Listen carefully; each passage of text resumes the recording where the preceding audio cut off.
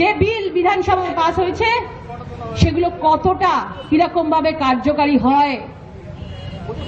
আজকে এত বড় বড় বেসরকারি হাসপাতালের দেনা কিন্তু সাধারণ মানুষের ওপর দিয়ে যায়।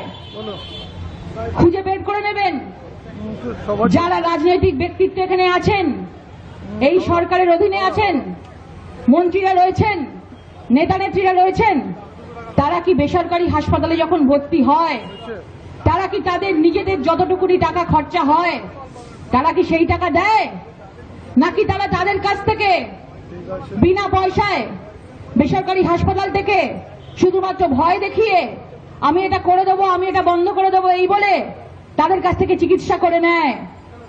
দেখবেন এরকম অনেক নেতা মন্ত্রী আছেন, তারা কেউ সরকারি হাসপাতালে ভর্তি হন না, তাদের কোনো আস্থা নেই। মুখ্যমন্ত্রী বলছেন সাধারণ মানুষকে, গরিব মানুষকে সরকারি হাসপাতালের জন্য আস্থা ফেরাতে, কিন্তু নেতা মন্ত্রীরা নিজেরাই আস্থা নেই, তাদের বিশ্বাস নেই। তারা বেসরকারি হাসপাতালে গিয়ে ভর্তি হচ্ছেন, বেসরকারি হাসপাতালে যত টাকার বিল হয় তারা কি সেই টাকা দেয়? সারা সেই টাকা দেয় না। তারা তাদেরকে এই রাজ্যে নিজেদের পদ দেখিয়ে, নিজেদের মন্ত্রী দেখিয়ে তারা সেখান থেকে চিকিৎসা করিয়ে নেয়। সুতরাং এটাও ভাববার বিষয় আছে। সেই জন্য যদি হাসপাতালের এবং নার্সিংহোমের যেসব নিয়মগুলো উনি করেছেন, যাতে নিজের ঘরেও, নিজের সরকারি হাসপাতালেও তিনি এই নিয়মগুলো করুক, এটাই আমরা চাই, যাতে এই নিয়মের মধ্যে সরকারি হাসপাতালগুলো যেন এর আওতায় পড়ে।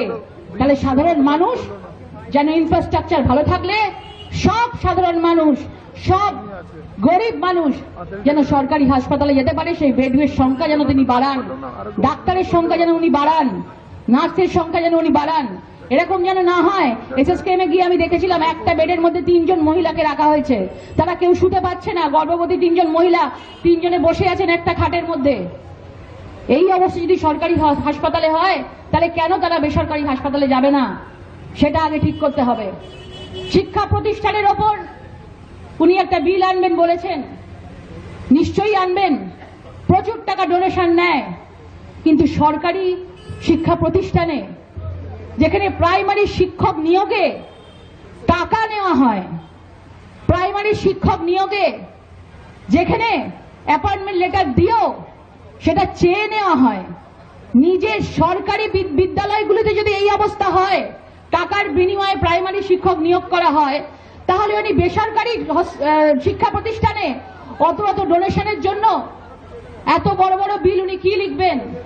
আগে প্রাইমারি শিক্ষক নিয়োগে উনি স্বচ্ছতা আনুক, টাকার বিনিময় না করে প্রাইমারি শিক্ষক যারা সত্যি সত্যি পড়ানোর সেই যোগ্যতা আছে, সেই জায়গাটা আছে, তাদেরকে নিরপেক্ষভাবে তারা প্রাইমারি শিক্ষার জায়গায় প্রাইমারি স্কুলে নিয়ে আসুক।